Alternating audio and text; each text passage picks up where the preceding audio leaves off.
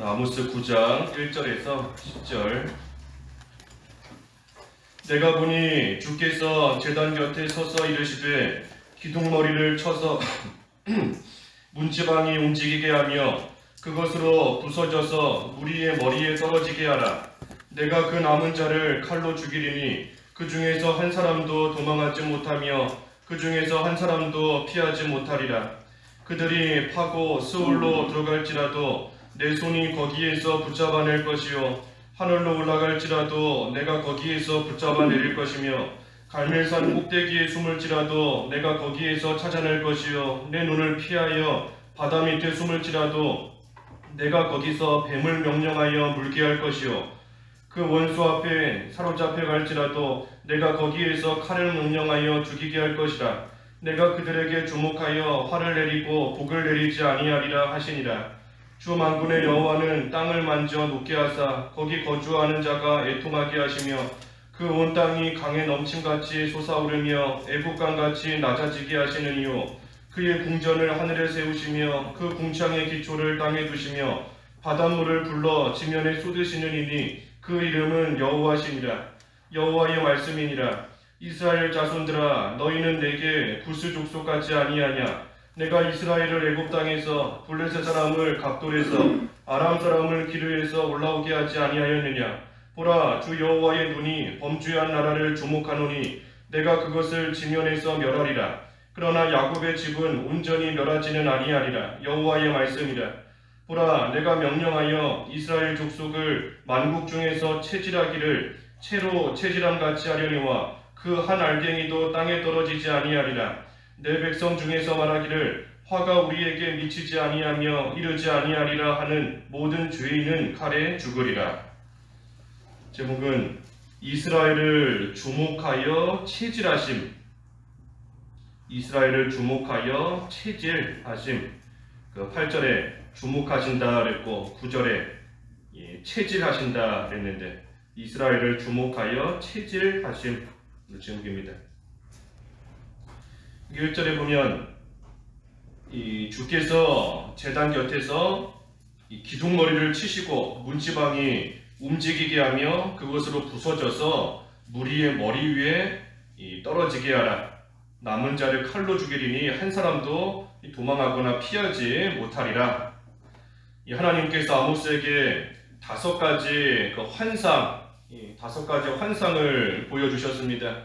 앞에서 우리가 메뚜기, 또 불, 다림줄, 그리고 8절에서 그 여름 과일 한 광주리에 대한 환상 하나님이 보여주신 거 살펴보았고, 오늘 여기 9장에 보면은 5번째로 이 기둥머리를 치시는, 기둥머리를 쳐서 그 문지방이 움직이게 하시는 이 환상을 하나님께서 아모스에게 보여주셨습니다. 기둥머리를 치신 겁니다. 기둥머리. 이 기둥은 그 건물의 이 중요한 부분입니다. 기둥을 치면 그 기둥 하나 치는 것 같지만 사실은 그 기둥을 치면 그 건물 전체가 다 무너져 내릴 수 있어요. 그러니 기둥은 이 중요한 부분인 것인데 하나님께서 범죄한 이스라엘을 치실 때에 기둥을 치신다 그랬습니다. 기둥을. 그러니 하나님께서 치셔도 별 상관이 없는, 하나님께 좀 얻어맞아도 별 감흥도 들지 않는 그러한 곳을 치시는 것이 아니라 이 기둥같이 중요하고 요긴한 부분을 하나님께서 치시는 겁니다. 마치 야곱의 그 환도뼈를 치시는 것처럼 하나님께서 꼭 필요하고 중요한 그러한 부분, 나에게 있어 이것이 중요하다, 나에게 있어서 이것은 없으면 안 된다 하는 그것을 하나님께서 치시는 겁니다. 왜 중요한 부분을 치시는가? 거기를 얻어맞아야 깨닫는 겁니다. 다른데 있어도 그만 없어도 그만 이곳은 아무리 백날 맞아도 별로 중요하지 않으니 잘 깨닫고 돌이키지 못해요. 하지만 중요하고 요긴한 거 그거 한번 딱 얻어맞으면 정신이 그냥 번쩍하고 드는 겁니다. 그래서 깨닫게 하시기 위해서 이 중요한 부분을 치시는 거예요. 그리고 또 한편으로는 그 중요한 부분을 치셔서 뭐가 더 중요한 건지를 알게 하십니다. 뭐가 더 중요한 건지. 나는 이게 중요하다. 나는 내 삶에 있어서 이게 정말로 나에게 있어 꼭 요긴한 것이다 그랬지만 하나님께 얻어맞고 나서 보니 그게 중요한 게 아니었구나. 나에게 있어 정말 중요한 것이 따로 있구나 하는 것을 다시금 깨닫게 하시는 겁니다. 그래서 기둥과 같이 중요한 부분을 치셔서 문지방이 움직이게 하시고 또 모든 것이 다 떨어지게끔 하신다. 그러니 2절부터 4절까지 말씀을 쭉 볼 때도 피할 수가 없어요. 하나님께서 기둥을 치시니 그 전체가 다 무너져 내리는데 어디 집안 구석 어디 한 군데도 피할 곳이 없습니다. 안전할 곳이 없어요. 그러니 이 땅을 파고 수울로 깊이 들어간다 할지라도 또 하늘로 올라가도 또 갈멜산 이 산 꼭대기에 숨어도 또 바다 밑에 숨어도 심지어 이 원수에게 사로잡혀 가서도 하나님의 하나님의 심판 피할 수 없는 겁니다. 집 안에 있는 이상 그 기둥을 쳐서 그 집이 전체가 다 무너져 내리는데 그 집안 어디에 있어도 피할 수 없어요. 피할 수 있는 것은 그 집 바깥으로 나가는 겁니다. 그러니 하나님의 심판을 피하는 것은 죄 바깥으로 나가는 것밖에 없어요. 그 죄 안에 계속해서 머물러 있는 이상 어디를 가든 무엇을 하든 심지어 원수에게 사로잡혀 간다 할지라도 그곳에서도 하나님의 심판을 피할 수 없는 겁니다. 그러니 오늘 제목과 같이 또 여기 4절에 있는 말씀처럼 4절 하반절에 내가 그들에게 주목하여 화를 내리고 복을 내리지 아니하리라. 하나님께서 항상 이 주목하시는 줄을 알아야 됩니다. 항상 주목하고 계세요. 하나님께서 땅이든 산 꼭대기든 바다 밑이든 어디에 있든 하나님께서 항상 보고 계시는 줄을 알아야 됩니다. 그것이 우리가 경건하게 사는 길이에요. 하나님이 주목하고 계시니 하나님이 보고 계시니 어디서나 하나님 앞에서 하나님을 의식하며 하나님 앞에서 살아가는 겁니다. 코람데우. 그래서 하나님께서 내가 어디에 있든 무엇을 하든 나를 보고 계신다. 하나님 앞에서 살아갈 때 우리가 경건하게 사는 것이고 또 그때의 한편으로는 이 위로를 받습니다. 위로. 하나님께서 항상 나를 주목하고 계신다. 내가 어디에 있든지 하나님께서 항상 나를 보고 계신다. 그 사실이 우리로 하여금 두려움과 떨림으로써 하나님을 숨기는 길이고 또 한편으로는 하나님의 위로를 받는 또한 그러한 또 길이 되는 겁니다. 그래서 주목하신다 그랬어요. 주목하신다. 지금 이스라엘이 하나님 앞에 죄를 짓기 때문에 하나님이 주목하셔서 화를 내리시지만 하지만 반대로 하나님 앞에 경건하고 바로 살면 또 하나님께서 주목하고 계시니 또 하나님이 복을 내리시는 겁니다. 5절과 6절은 하나님께서 모든 것을 주장하시고 다스리신다 하는 말씀입니다. 모든 것을 다스리신다. 그래서 땅을 만져 녹게 하신다. 땅을 뜨거운 불로서 다 녹이시고 다 태워버리실 수도 있어요. 또 하수의 넘침같이 솟아오르고 또 낮아지게 하신다. 홍수가 나서 물이 많아지게도 하실 수 있고 낮아지게도 하나님께서 하실 수 있는 겁니다. 강이 넘침같이. 또 궁전 6절에 그의 궁전을 하늘에 세우신다. 그러니 하나님께서 하늘에 있는 궁전에서 바꿔 말해 하늘에서 이 세상의 모든 것을 보시고 모든 것을 또 능력으로 다스려 나가시는 겁니다. 또 궁창의 기초를 땅에 두신다. 땅에서부터 이 궁창을 또 시작하시는 것이고 또 바닷물을 불러 지면에 쏟으신다.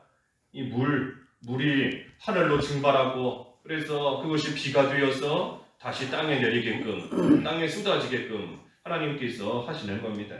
그래서 하나님께서 능력으로서 모든 것을 천하 만물의 모든 것을 다 주장을 하신다 하는 겁니다. 그러니 하나님께 결코 불가능한 것이 없다는 거예요.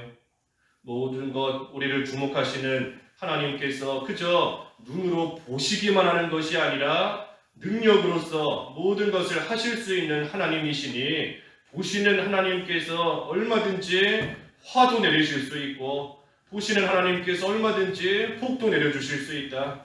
하나님께서 주목하시는 것에서 끝나는 것이 아니라 하나님의 능력으로 또 친히 모든 것을 행하신다. 그것을 알라는 겁니다. 그러니 7절에 여호와의 말씀이니라. 이스라엘 자손들아 너희는 내게 구스 족속 같지 아니하냐. 내가 이스라엘을 애굽 땅에서 블레 사람을 갑돌에서 아람 사람을 기르에서 올라오게 하지 아니하였느냐. 이스라엘이 하나님 앞에 구스 족속 같다. 지금 이 구스 족속은 그 이방 족속입니다. 이방 족속. 그러니 이스라엘이 하나님의 백성인데 하나님 앞에서 지금 살아가는 모습이 이 이방인들과 다를 바가 없다는 거예요.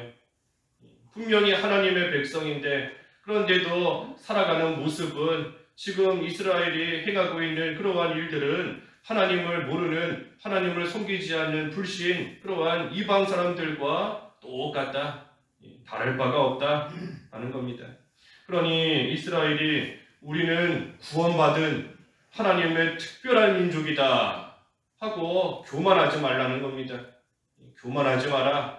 하나님께서 너희를 구원하셨지만 하나님께서 여기 있는 말씀처럼 7절에 이스라엘뿐만이 아니라 블레셋을 갑돌에서 아람 사람을 기르에서 올라오게 하시지 않았느냐.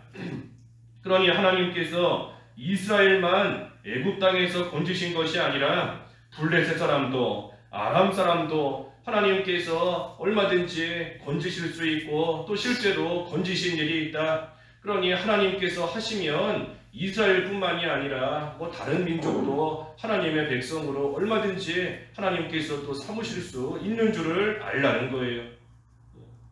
마태복음 3장에 하나님께서 하시면 이 돌들도 아브라함의 자손으로 하나님께서 얼마든지 만드실 수 있다.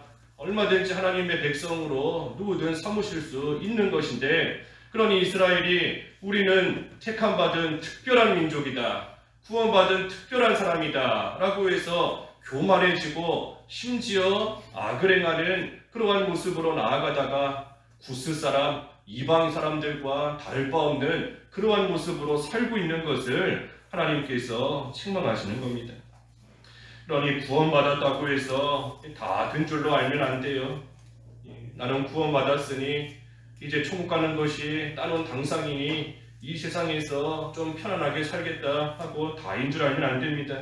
그렇지 않으면 이 말로는 구원받은 자이다 하면서 지금 이스라엘의 모습처럼 그저 형식적으로 하나님 섬기고 의식적으로 하나님 섬길 수밖에 없습니다.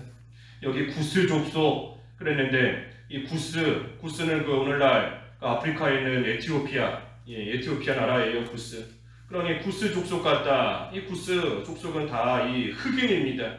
흑인이에요. 그러니 이스라엘이 지금 이 흑인들과 같다. 그저 외모가 그렇다는 것이 아니라 영적으로 봤을 때 지금 이스라엘이 죄로 인해 다 어두워지고 그 심령이 다 어두워지고 또 참으로 더러워진 그러한 상태가 되었다는 겁니다. 그러니 하나님의 백성인 이스라엘이 참으로 불신자와 같이 죄 가운데서 더러운 모습으로 살면서도 그러면서도 우리는 특별하다 하고 교만하고 또 악을 행하고 나아가고 있는 겁니다. 그러니 하나님께서 그러한 이스라엘을 깨닫게 하시기 위해 기둥을 치시는 거예요. 중요한 부분을 하나님께서 치시는 겁니다. 8절에도 보라 여호와의 눈이 범죄한 나라를 주목하노니 내가 그것을 지면에서 멸하리라. 그러나 야곱의 집은 온전히 멸하지는 아니하리라. 하나님께서 주목하시고 범죄한 자를 치시는데 그런데 야곱의 집은 온전히 멸하지 아니하리라. 야곱의 집, 하나님의 백성, 오늘날 우리와 같은 성도인데 그러한 자는 온전히 멸하지는 않는다. 그러니 이 죄를 지어도 사실 하나님의 백성, 신자와 이 불신자가 하나님께 그 받는 벌, 하나님의 징계의 이 성격이 다릅니다. 성격이 달라요. 이 불신자가 하나님께 당하는 심판은 이 죄로 인한 형벌입니다. 벌. 불신자가 받는 것은 벌이에요, 벌.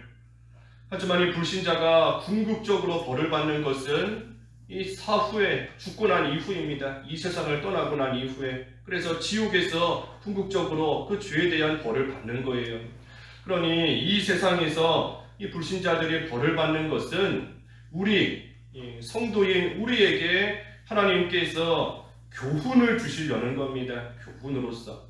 하나님께서는 공의의 하나님이시다. 죄에 대해서는 진노하시는 하나님이시다 하는 것을 보여주시기 위해서 불신자에게 그 죄로 인한 벌을 하나님이 내리시는 겁니다. 그러니 진노의 그릇으로 하나님께서 불신자들을 삼으셔서 하나님의 죄에 대한 진노가 얼마나 무서운지를 하나님께서 불신자들을 이용하셔서 우리에게 보여주시는 거예요. 우리에게. 그러니 불신자가 이 세상에서 참으로 죄로 인하여 하나님의 벌을 받는 경우도 있지만 또 한편으로는 죄 지었는데도 아무렇지 않게 멀쩡하게 잘 사는 경우도 있습니다. 왜? 하나님께서 그 불신자들을 이 세상에서 벌하시는 거 그게 하나님 앞에 중요한 게 아닙니다. 하나님께서 불신자를 때로 벌하시는 이유가 뭐라고요? 우리에게 교훈을 주시려는 겁니다. 우리에게. 너희도 회개하지 않으면 저와 같이 망할 것이다. 너희도 죄 가운데서 돌이키지 않으면 지금 저 불신자들을 봐라. 죄로 인하여 저렇게 망하는 것처럼 하나님께서 공의의 하나님이신데 죄를 미워하시고 진노하시는 하나님이신데 그 하나님을 깨닫고 돌이켜라 하며 우리에게 교훈으로서 보여주시기 위해서 불신자들은 이 세상에서 하나님께서 그 죄값으로 벌하실 때가 있어요. 하지만 벌하시지 않을 때도 있는 겁니다. 왜? 어차피 지옥 갈 사람들이기 때문에 어차피 궁극적인 벌은 지옥에서 다 받기 때문인 겁니다. 그래서 불신자가 당하는 하나님의 심판은 죄값이에요. 죄로 인한 벌입니다. 하지만 우리 신자인 우리가 하나님 앞에서 당하는 심판은 이 벌이 아니에요. 벌. 우리가 죄를 지어도 우리가 하나님 앞에 받는 것은 벌이 아닙니다. 우리의 죄에 대한 벌은 예수님이 다 받으셨어요. 예수님께서 그 죄값은 다 치우셨습니다. 그러니 우리는 벌을 받는 것이 아니고 하나님께서 돌이키게 하시는, 하나님께서 회개하게 하시는 그러한 하나님의 징계이고 하나님의 훈계인 겁니다. 사랑에서부터 나오는.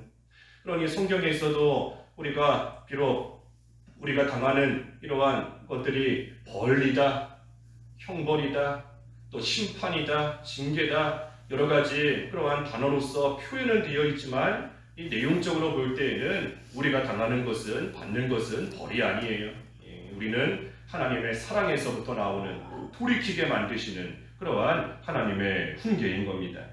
그러니 이것이 야곱의 집을 온전히 멸하지 않는다 하는 그러한 의미입니다. 야곱의 집을 온전히 멸하지 않는다는 의미가 바로 신자가 당하는 것은 불신자와 같이 세상에서 벌받는, 죄로 인하여 벌받고 망하는 그러한 하나님의 심판이 아니다 하는 겁니다. 그러니 9절에도 하나님께서 이스라엘을 체질하신다. 체질하신다. 그러니 이스라엘을 곡식을 체질함같이 체질하시는 겁니다. 알곡과 가라지를 걸러내려고 체질하는 것 같이 하나님께서 이스라엘을 체질하시는 거예요. 하지만 그 가운데 한 알갱이도 땅에 떨어지지 아니하리라. 그러니 쭉정이와 가라지는 체질해서 다 골라내고 버리고 불에 태우지만 알곡은 알갱이 하나도, 단 하나도 이 땅에 떨어지지 않습니다. 그러니 하나님께서 이것을 위해 이스라엘을 체질하시는 거예요. 오늘날 우리를 하나님께서 체질하시는 겁니다. 우리 속에 있는 가라지와 같이 더러운 것들 다 빼내어 주시려고, 없애시려고 하나님께서 우리의 징계를 통해, 훈계를 통해, 비록 벌이라고 표현은 되지만 그것을 통해 하나님께서 우리 속에 있는 죄를 다 체질하시고 없애주시는 겁니다. 그것이 이스라엘을 치시는 목적이에요. 목적. 알갱이까지 다 버리시는 것이 아니고 알갱이는 한 알도 땅에 떨어지지 않는다. 그 속에 있는 죄, 더러운 거, 부패성, 악한 거, 그런 것을 다 골라내시는 겁니다. 그러니 이것이 하나님의 백성인 우리가 죄를 지을 때에 환난을 당하는 이유입니다. 체질하시는 거예요. 그래서 마지막 10절에 내 백성 중에서 말하기를 화가 우리에게 미치지 아니하며 이르지 아니하리라 하는 모든 죄인은 칼에 죽으리라. 그래서 죄 지으면서도 괜찮다, 안전하다, 흉한 날이 멀다 하고 나아가는 자는 하나님의 심판을 받는다는 겁니다. 하나님이 다 체질하신다는 거예요. 주목하고 계시다가. 그래서 어떻게 하나님이 체질하시고 치시는가? 1절의 말씀처럼 기둥머리를 치신다. 기둥머리. 그러니 우리가 구원받았다고 이스라엘처럼 구원받았다고 해서 다 된 줄로 여기지 말고 하나님 앞에서 우리를 주목하시는 하나님 앞에서 깨끗하고 흠이 없는 경건한 그러한 모습으로 살아가기를 힘써야 됩니다. 그러지 못하면 오늘 말씀처럼 하나님께서 반드시 주목하고 계시다가 체질하시는 기둥머리를 치시는 하나님이신 줄을 우리가 깨달아야 되겠습니다. 기도하겠습니다. 하나님 아버지, 저희를 주목하시고 되지 못한 모습으로 나아갈 때에는 체질하시는 하나님이시온데 이스라엘처럼 구원받았다고 다 된 줄로 여기지 않게 하여 주시옵시고 참으로 겸손히 하나님의 백성으로서 하나님을 진정으로 사랑하며 섬기고 나아가는 저희들 다 될 수 있도록 은혜를 내려 주시옵소서. 예수님의 이름으로 기도하옵나이다. 아멘.